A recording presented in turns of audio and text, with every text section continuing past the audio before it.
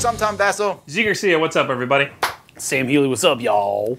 This is the new series we're going to start, and I can't promise that this series will come out every week because of what's going on, but this is what we're going to take a look at the Tom Thinks part of Board Game Breakfast, in which I talk about a topic, whatever comes to my mind, but no one ever challenges me on that or makes me talk it through. Till now, baby.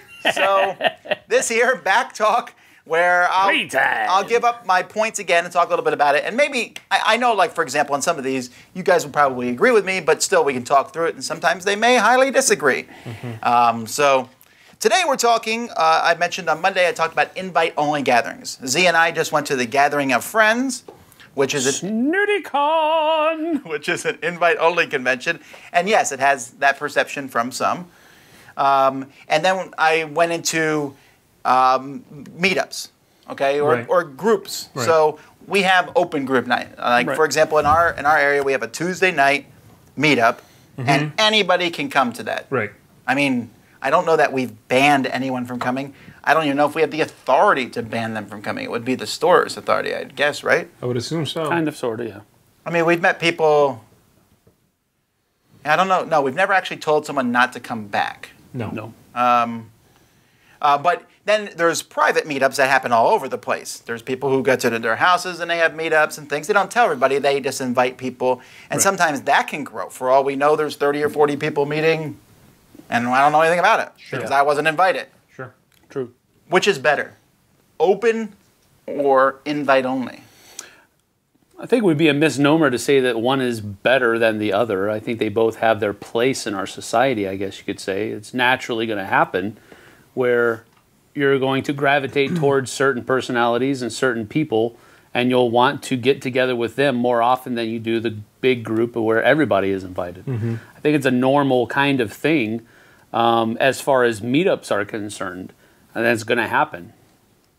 I think that board gaming is one of the very few endeavors that people engage in that the idea of you just come along and even though I don't know you, I'm still going to interact with you heavily is accepted. In most places, like if I go to the beach, yes, there's other people there, but they don't come over and sit on my blanket. You know what I mean? It's a different thing. Like, yes, we're in the same environment, but we are not partaking of the same thing. So why is it so looked down upon to have gaming at just your house and you only... I mean, it's your house for one thing. But, you know, even a location where it's invite only, why is that so looked down upon? Why is that seen as such a weird thing? I don't know that they're actually looking down upon when people have it at their own home. No, that's fine because it's someone's house, right? But if you have a location that you have dealt with that location, you've told them, hey, you know, I want to have a meetup here, whatever, and then it's invite only.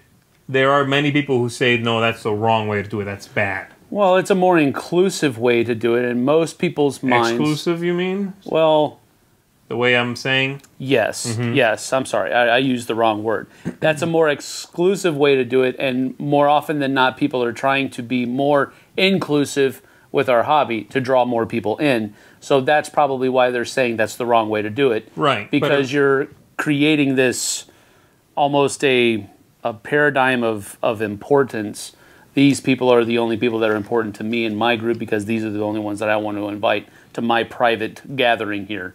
Right, because they're my friends and I know them versus I'm going to invite strangers. But again, I would even say that, you know, I don't know if I'm jumping the gun here, but even yours that you've started, it's not necessarily people that you know. You've just played games with them and you know what I'm saying? Well, yes. Going back... It's not always your friends, like you were saying. Sometimes it's people that you've only played a game with once or twice. And sure, a friendship may grow from that, but at the first time you started inviting them, they weren't necessarily your friends. That's true. That's fine. I'm just saying, at what point is the hobby big enough that I can stop being the welcoming pillar? You know what I mean? And again, I'm kind of playing devil's advocate here a little bit. No, he's really like this. But to a point. Never. No, I am. I'm kind of pushing it to make... his answer is never. The gaming hobby will never be big enough to where someone can stop being welcoming. And if we ever do get to that point, that will be the beginning of the end. Wait. So you're saying that you kind of frown upon someone kind of retreating from the open gaming app and just playing private games with a few other people? I think if what if they're an introvert? I mean, well, look at it this way: if everybody did that, where's the future of our hobby going to go? And that was my question to you earlier. What if everyone did that and I could move to a city and it's I want to play with everyone, but everyone's already in their private groups? How do I find them? How do I get to know where they are? Make friends with people? But how do you do that? I've met I met you through an open game meetup. Yeah. Right. I met Jason. Okay, I'm not helping my argument. There you go. Right. No, that's a joke. It's a joke, people. Cancel each other out. That's it. No, I'm not saying that it's not okay to have open gaming, okay? That's not at all what I'm saying. I'm saying that it's also okay if I want to get together with people I already know I enjoy gaming with and just do my own thing. Why is that so horrible? Why is that looked down upon? It's not so horrible. It just isn't helping the hobby. And I think that's where most people are coming from. But it's helping me have fun. Okay, and that's a selfish aspect of it. Okay, but is that... I don't feel guilty about that at all. What I'm saying is this. People who have a problem with this whole idea of invite only, I think, this is just what I'm perceiving, is that you're not helping the hobby do that. Or maybe they're just unhappy that they weren't invited. Why is that? That's possible too. I understand that whole you're not helping the hobby, you're not helping the hobby. It's a very guilt-trippy thing. I mean, why is that my job all of a sudden? It isn't necessarily. Right? It's like, it's like at the point that I have enough people that I can play with, why is it still my job to continue bringing people to that? Don't I now basically have enough people to play with? For example, I love hockey. I love it. The general joke that most often gets peddled around. Ooh. Go ahead, do it. Oh, I went to a fight and a hockey game broke out. Yes. That is a misperception of the sport of hockey. Right. Now, is it true that fights sometimes happen on the rink? Yes. But that is a minuscule percentage of the actual time that the sport is played. So, do I have to help people understand the game of hockey if we're watching it together or anything like that? Do I have to do that? Is that part of my job? No. But I still want to do it because I enjoy the sport so much. I'm not getting the similarity. I enjoy board games so much because I do. I mean, I enjoy board games, and I enjoy board games so much that I want that hobby to grow. It's not my job. It's not something that I'm obligated to do. It's something that I want to do. But technically speaking, you need other people to play board games. You don't need other people to play hockey or watch hockey, I should say. Mr. Top 10 Solo Games, you don't need other people to play board games. You kind of do. Okay, no, you don't. So let me then take that then and bring that back in. You're saying it's not your job to grow the hobby. Fine. So let's say I have a group of people, and then a couple of those people move away, which in our society today, incredibly possible. Sure. They move away. Well, then you have no one to take their spots, and because you're not building your own pool of gamers, you don't have them. You hurt yourself. If you look at it from that purely perspective, sure, you might have your perfect group now, but that group could easily change. Then what do? That's why I like having the idea of having an open game group and siphoning off of that the people I want in my private one. And that's fine. I mean, and I don't think anybody should say that's a bad thing to do if you want to have a get-together at your house. I just don't know why it's become a thing to hate on people because they are not constantly and at every moment growing the hobby. Okay? Yes, I will do my part to find other people who enjoy games. Largely, again, and I think this is people being hypocritical because you want more people to play with, okay? And you want there to be better games and all of that stuff because you want better games. So, putting that aside, why is it so bad for me to have a group of friends come over to my house and play games? And yes, that night, I'm not growing the hobby. But is that so bad for me to have fun? Being super defensive. I'm not actually saying any of that. Again, guys, I believe what I'm saying, but I'm also really kind of pushing it because I'm playing devil's advocate a little bit. There's two arguments. You seem to be saying, I do this every once in a while, and he's bringing up the fact where you retreat from the open scene, and you only do these private invite-only things. You don't go to open gaming anymore. Which, for example, we know is happening here in Miami. There's two different arguments going on. And yours, there's nothing wrong with that. There's nothing wrong with like having a bunch of your buddies over on a Friday or Saturday night. But then on Tuesday night, you also went to open gaming. There's something wrong with having that extra meeting there. What I think is unfortunate is that people feel like they need to retreat from that open scene. Well, there are some good reasons, though. Some people feel, I understand. Not every local game store is the most welcoming place. Correct. And even the ones that are not always the most welcoming place. Again, it's an open environment. That means anybody could go. That means you are going to have to deal with people who are annoying, kids when you don't want to be around kids, whatever the case may be. All of these things might make you go, this isn't really my scene. Yeah. Oh, I'm an awful person because I'm not growing the hobby, but I'm going to go home. No. You're not an awful person. It's just that, I don't know, I think it's... and this is probably just You have to admit that in this hobby specifically, not growing what we do is seen as a worse thing than in most other endeavors. By some if I don't go out and talk about how baseball's amazing and hey, you haven't seen a baseball game and I'm taking you to a baseball game. If I don't do that, no one seems to throw a hissy fit because I'm not growing baseball. Than if I don't do it for board games. True. Right? You have to give me that. You already pointed that out. It's because people want the bigger pool of gamers. But see, I won't lie. I want the hobby to grow, and I'm out there and I'm propagate it as much as I can. I don't think that's on everybody to do so. At the same time, I think it hurts a local game group when some people pull out and never come there. That's true. I understand that. But you know what? Part of that responsibility, if there's a local game store and they want people to congregate there, falls on the game store. Yes. The problem with that, though, is that the people that they want congregating in the store is not necessarily the same kind of people that will be conducive to growing the hobby. I'll be honest with you. I'm very close to punching me.